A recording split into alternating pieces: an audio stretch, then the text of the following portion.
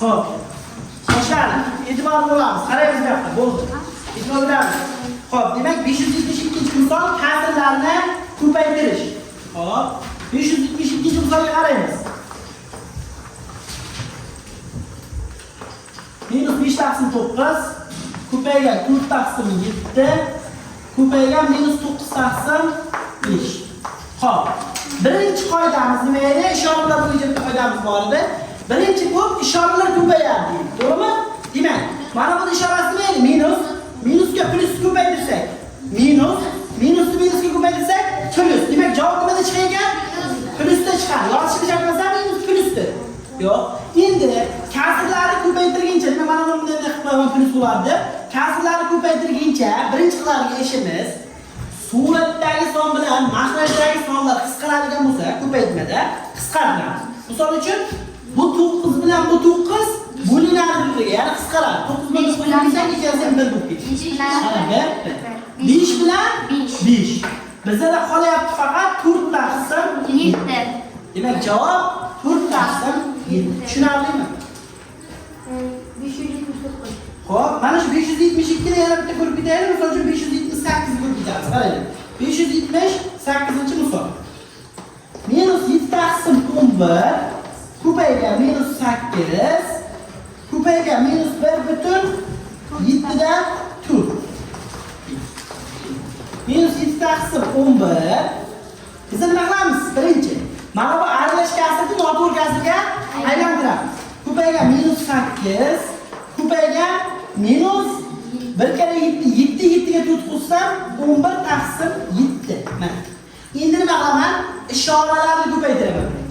Minusga minus ko'paytirsam, plyusga bir minusini ko'paytirsam, javob nimada chiqar? Minusdir. Endi qisqaradiganlarni qisqartiraman. Mana bu 7 bilan bu 7. 11 bilan 11. Bizda faqat nima qoldi? Minus 8. Minus 8 emas. Bizlar ishoralarni kara-kara qilib bo'lgan, bir-biriga ko'paytirib, ishoralardan nima chiqishini hal qilib bo'ldi. Endi biz ishoralarga qaraymizmi? Yo'q, ishoralarga qaramaymiz. Demak, javobimiz 8. Mana minus 8 ekan. Tushundingmi? Hop, 579-misol ta'sirlarni bo'lish va ko'paytirishga doir misol. Biz bo'lish bilan ko'paytirishni o'tganmiz, ha? Qaraymiz endi. 3 taqsim 4 ko'paygan 1.7 dan 1. Hop, bo'lingan qavsida 2 taqsim 15 ko'paygan 12.4 dan 1.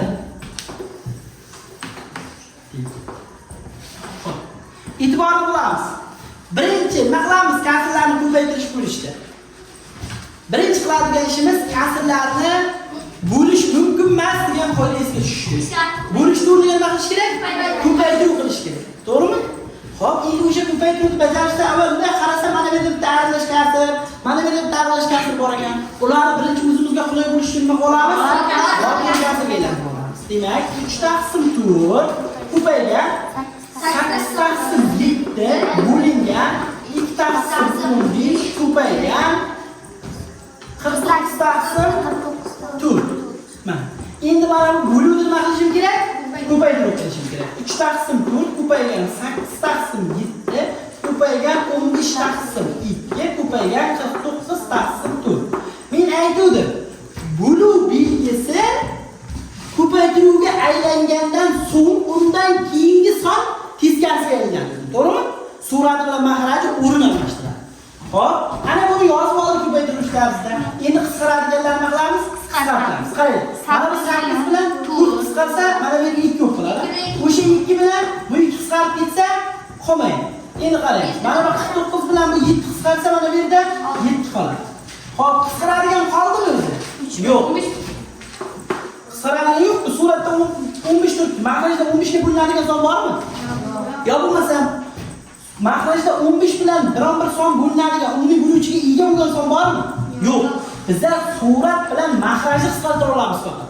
Surat bilan suratni, mahraj bilan mahrajni qisqartirish mumkin emas. Biz aytdik, qisqartirish so'zining ma'nosi nima edi? Bizda bo'lish degani. Tushunarli? Bir xil songa yoki o'zini bunisiga bo'lish degani. Hop, davom etamiz. Suratda 3 qoldi, ko'paygan 15 va 7. Mahrajdachi faqat to'rt. Hop, ko'paytiringlar. 21 ko'payga 15.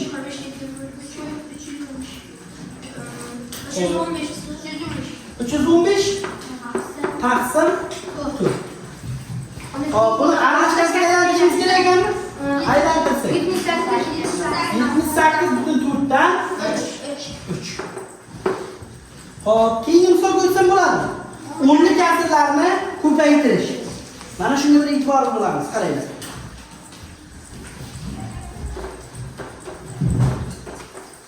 Besh yuz 22,45 ko'paygan 10. Mana buni ikkita usulni ko'rib chiqamiz. E'tiborli bo'linglar. Hop.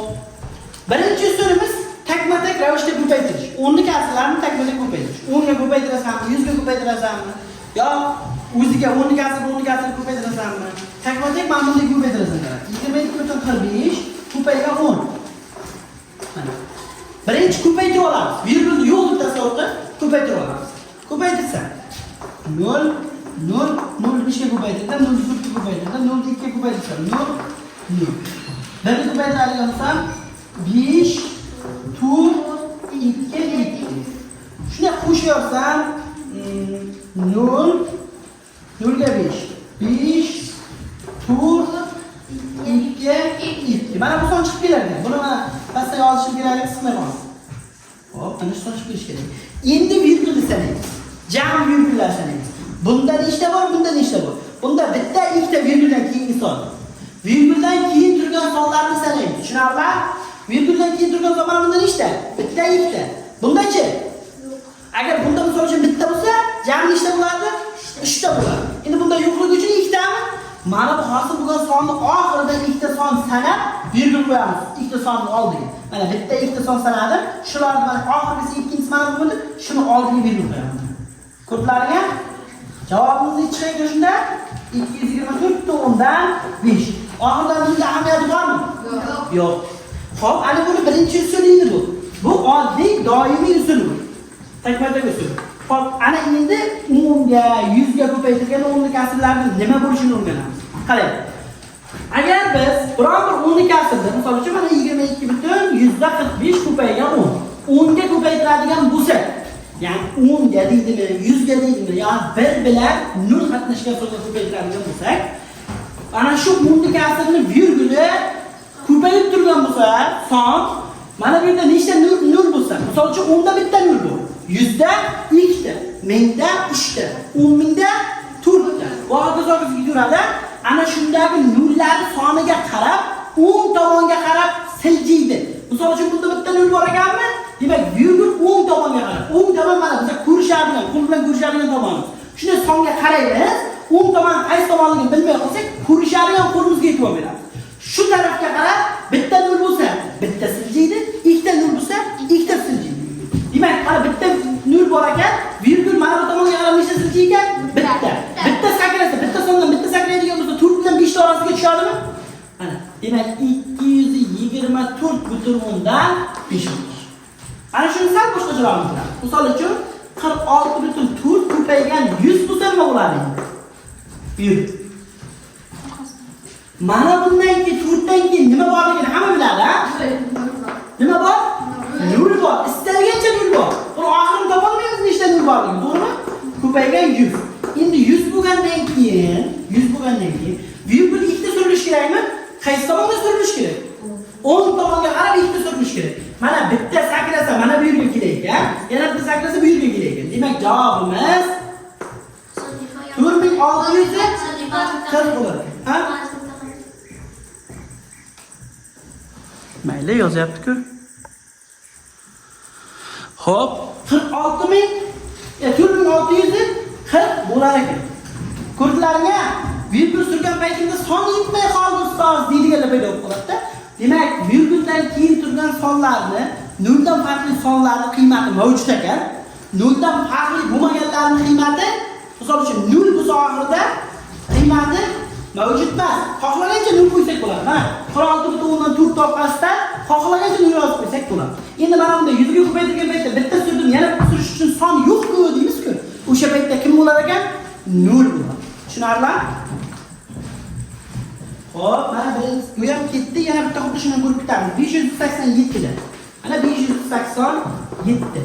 E'tibor bering 587 ga 0.033 ko'paygan 10 ming. Nechta nol bor? Ko'payayotgan.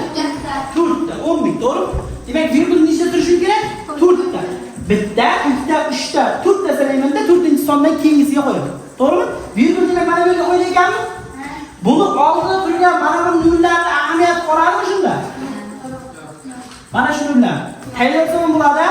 Men 3 ni yozaman, 2 ni yozaman, keyin virgul yozaman-da 4 yozaman. Mana shu hozir bo'ladi.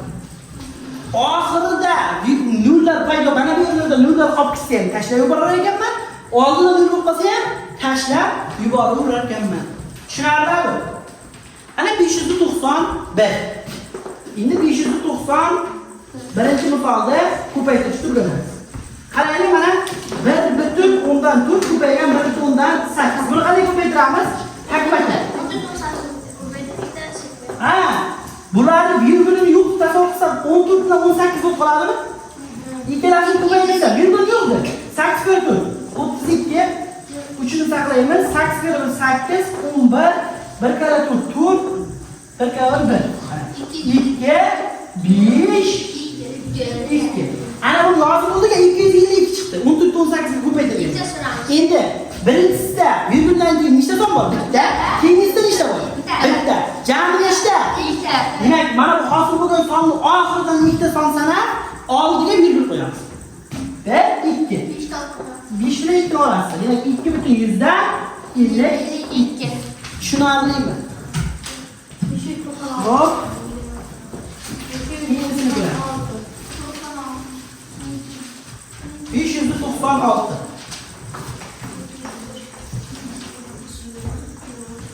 O'n yetti ko'paygan 1.100dan 1. Ko'paytiramiz mana 17 ni 1.100dan 1 ga ko'paytiraman. 7 kira 1.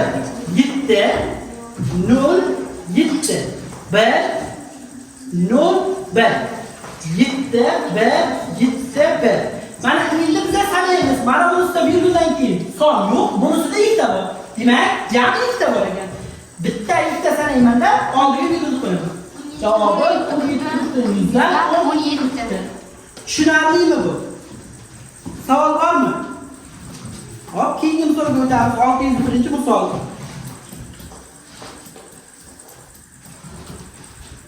10.10dan 8 qo'shilgan 7.5 ko'paygan 6.10dan 4 ayrilgan 5.10dan 9 teng. Birinchi nima qilamiz? Holatni ishlaymiz. Ya'ni 6.10dan 4dan 5.10dan 9 ni takma-tak ayiramiz. 6.10dan 4 ayrilgan 5.10dan 9. O'rni kasrlarni ayirishni tushuntiruvdim. Virgul ostida nima tushishi kerak? Virgul. Ana endi ayiramiz.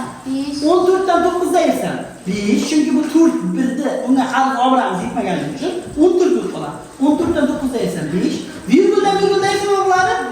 Virgul. 5 dan 5 ayirsan 4 dan 5 ekanmi? 10.10dan 8 qo'shilgan 7.10dan 5 ko'paygan 0.10dan 5. Ana endi 7.10dan 5 ga ko'paytiraman 0.10dan 5 nima? Birinchi ko'paytirish amalini bajarishim kerakmi? Hop, ko'paytirsa 75 ni 5 ga ko'paytirganda shuni ko'paytiraveramiz. Tushunarli? 5 kira 5 25, ikkisidan 7 kira 5 35 37. Hop. 0 0 5 7 3. Bitta ikkita virguldan. Demak, ikkitasini sursak, mana bitta ikkita surib mana oldiga qo'ydik. 75. 10.10dan 8 qo'shilgan 3.100dan 75.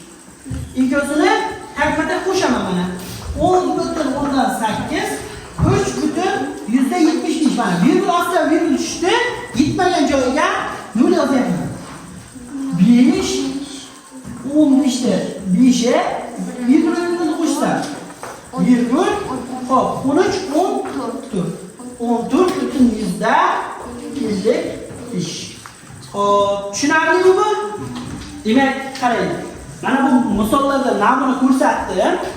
Qolgani uyga vazifa. Tushunarli? Hop, e'tibor bilan ishlab chiqaring buni hammasini.